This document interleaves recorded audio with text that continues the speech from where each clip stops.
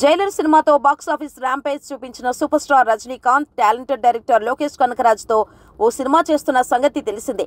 ఈ సినిమాకు కూలీ అనే టైటిల్ ఫిక్స్ చేశారు. గోల్డ్ మాఫియా బ్యాక్డ్రాప్ లో ఈ సినిమా తెరకెక్కబోతోంది.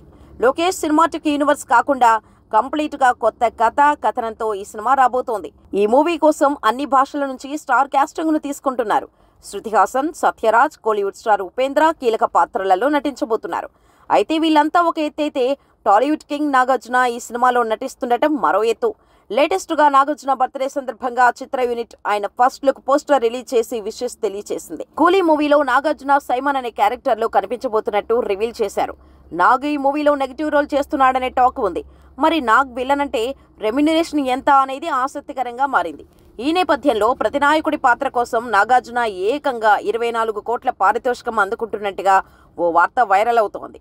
ఇదే నిజమైతే హీరోగా కంటే విలన్ గానే నాగు రెమ్యునరేషన్ ఎక్కువని అంటున్నారు. ఎందుకంటే నాగార్జున కెరియర్లోనే అత్యధికంగా 18 కోట్ల వరకు పారితోషికం అందుకుంటున్నట్టుగా చెబుతున్నారు. పైగా ఈ మధ్య కొత్త సినిమాలు కూడా చేయటం లేదు కింగ్.